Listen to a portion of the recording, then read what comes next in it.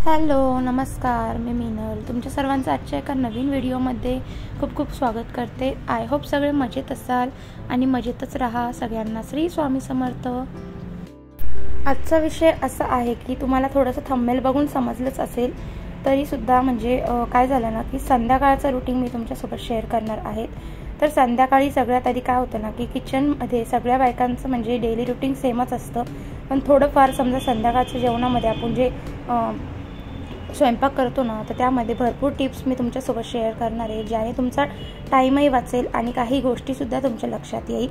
तर सगळ्यात आधी किचनमध्ये आली, दोघांसाठी चहा वगैरे घेतला। चहा मी कंपल्सरी संध्याकाळी घेत असते, कारण माझं म्हणजे मायग्रेनचा त्रास असल्यामुळे मला चहा लागतोच आणि चहा पिल्यामुळे फ्रेश वाटतं। त्यानंतर बघा सगळ्यात आधी चहा पिऊन झाला, मग त्यानंतर लगेच स्वयंपाकाला लागली। इथे 6:30 वाजले होते, तर लवकर स्वयंपाकाला लागते कारण मला लवकर आवरून बसता येतं। तर आधी आम्ही लेट जेवायचो, पण आता थोडं लवकर स्वयंपाक बनवायला लागलेली आहे।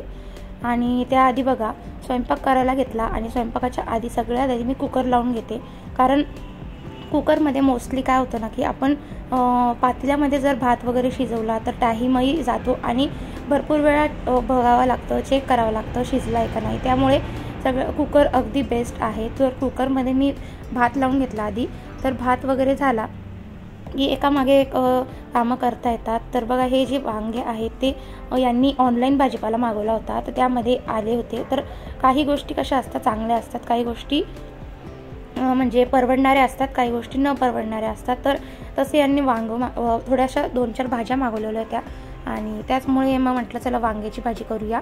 तर वांग्याची भाजी करायला घेतली आधी, कुकर लावून घेतला, पीठ मळून घेतलं। पीठ मळताना काय होतं ना की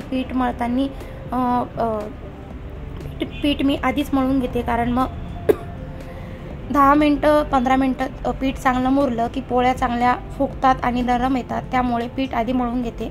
तर त्यानंतर बघा पीठ मळून झालं तर शेंगदाणे छान तव्यावर भाजून घेतले आणि छान भाजून घेतल्यामुळे काय होतं ना की वांगी अगदी छान बनतात आणि भरलेली वांगी मी इथे बनवणार आहेत। तर शेंगदाणे छान भाजून घेतले। त्यानंतर बघा शेंगदाणे घेतला, लसूण घेतला आणि त्यामध्ये जर कोथिंबीर असेल तर अजूनच चांगलं। माझ्याकडे कोथिंबीर इतकी सारी नव्हती, तर कोथिंबीर घ्यायची आणि हे 3 वाटून करून घ्यायचं।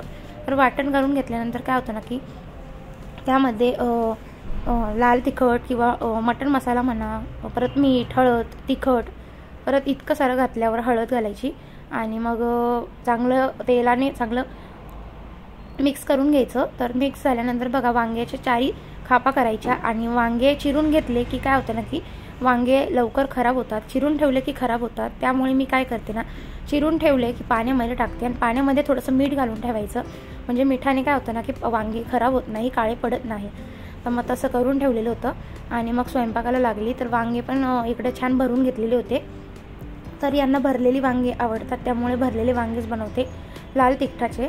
तर बघा सगळ्यात आधी फोडणी द्यायला घेतली, तर जिरे, मोहरी, कढीपत्ता याची फोडणी देऊन घेतली, हिंग टाकला आणि बाकी तर सगळं भरलेलंच होतं, त्यामुळे वांगे टाकले, छान असे परतून घेतले आणि छान असे थोडेसे परतून घेतले की मग लगेचच त्यामध्ये पाणी घातलं। पाणी आपल्या मर्जीनुसार आपल्याला किती पाहिजे त्यानुसार पाणी घातलं आणि जे शेंगदाण्याचं कूट जे वाटण होतं ते थोडंफार उरलेलं होतं, तर तसंच न ठेवता ते सुद्धा वाटणं आपल्या भाजीमध्ये टाकून द्यायचं आहे। त्याने काय होतं ना की भाजी घट्ट होते आणि छान अशी चव येते भाजीला।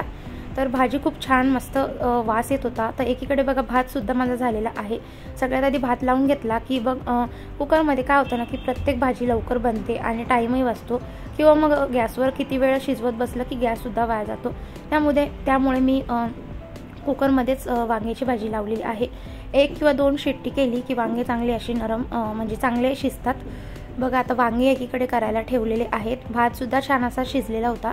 आता पोळ्या करताना 10 मिनटं 15 मिनटं किंवा तुम्हाला स्वयंपाकाच्या अगोदर तुम्ही पोळ्याचं पीठच मळलं तर पोळ्याचं पीठ चांगलं नरम राहतं किंवा पोळ्या छान फुगतात आणि मस्त फुगतात आणि नरम राहतात। त्यामुळे पोळ्याचं पीठ मी आधीच मळून ठेवते आणि काय होतं ना की पोळ्या करताना मी तेल कधी जास्त लावत नाही। तेल मी पोळ्या करून झाल्यावर तव्यावर जेव्हा आपण पोळी भाजतो तेव्हा मी तेल जास्त लावते, कारण तेल लावल्याने पोळी छान फुगते आणि नरमसुद्धा राहते। तर एकीकडे पोळ्या चालू होत्या, एकीकडे भाजीसुद्धा शिजत होती। तेवढ्यात काय झालं ना की शिवांशला म्हणजे त्यांनी टरबूज आणलेलं होतं, तर त्याला टरबूज खायचं होतं, तर तिकडे टरबूज चिरून ते दोघंजण म्हणजे खात होते आणि एकीकडे माझा स्वयंपाक चालू होता. तर मला तिकडंसुद्धा म्हणजे टरबूजसुद्धा एकीकडे खात होते आणि स्वयंपाकसुद्धा चालू होता.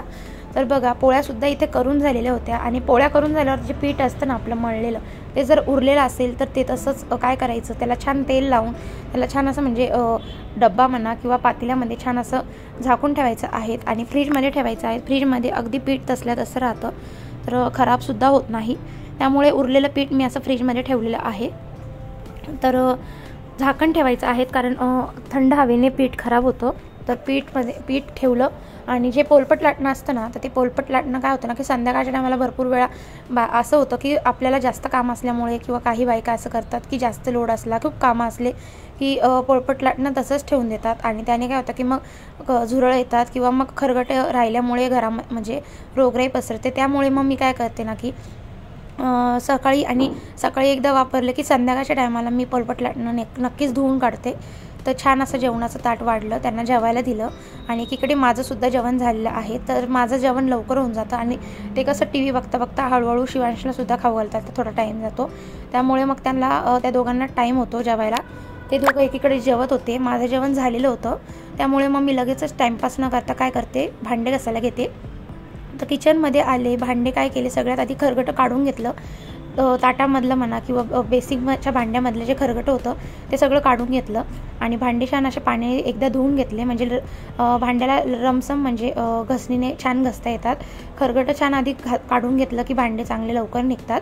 तर बघा एकदा बेसिंगच्या भांड्यालासुद्धा साबणीचा हात मारून घेतला, म्हणजे त्यामध्ये मला भांडे ठेवायचे होते घसलेले. तर सगळ्यात आधी बेसिंगच्या भांड्याला छान हात मारून घेतला की तेलकटाचं तसंच असलं की परत भांड्याला तेलकट चिकट होऊन जातं, त्यामुळे अशा पद्धतीने करते. तर पोलपट नेहमी संध्याकाळच्या टायमाला धुवून टाकत जावा, कारण काय होतं ना की किचनमध्ये काय होतं ना, रात्रभर तसंच राहिलं की वासाने झुरळ येतात.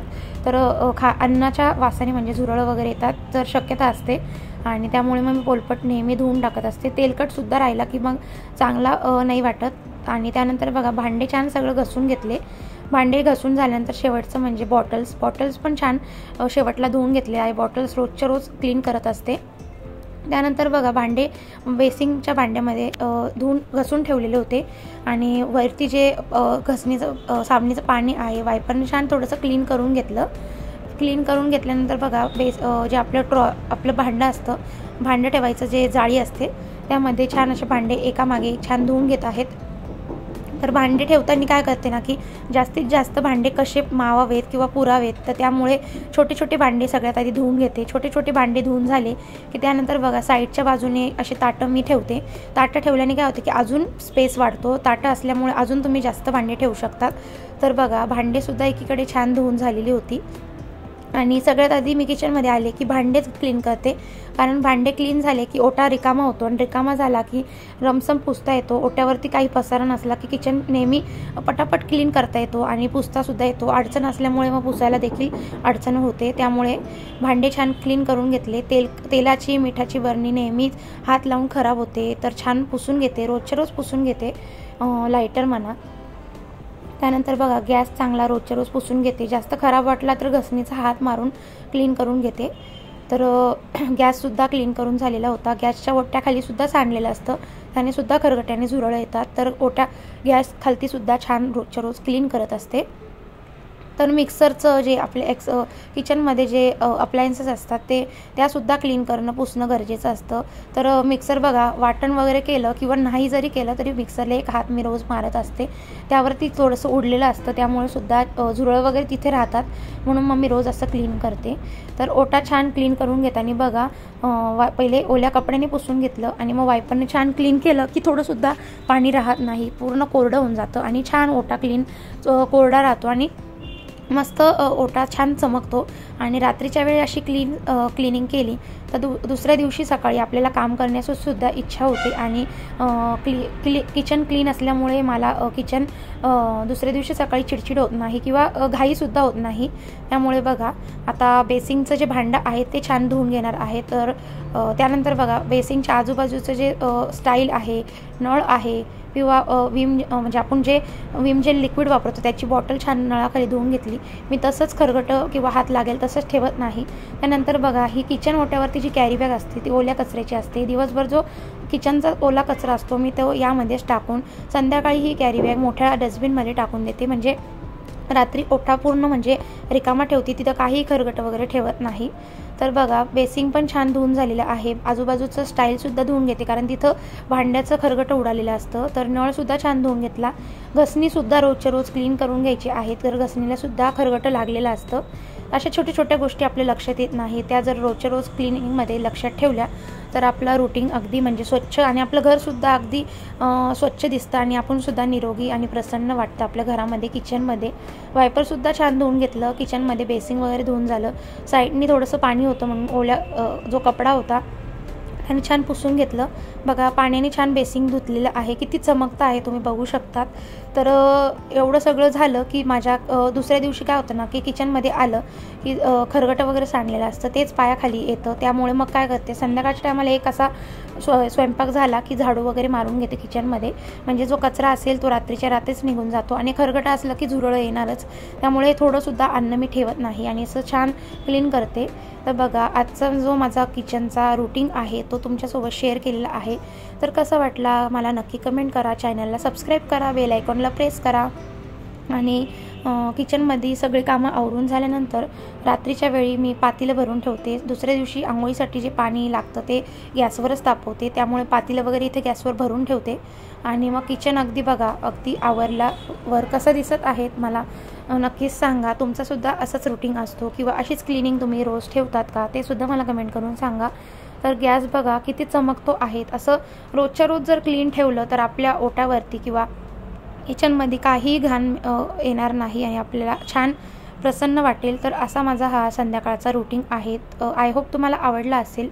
तुम्हाला थोड्याशा टिप्स आवडल्या असेल तर चॅनलला नक्कीच सबस्क्राईब करा. भेटते आता पुढच्या व्हिडिओमध्ये.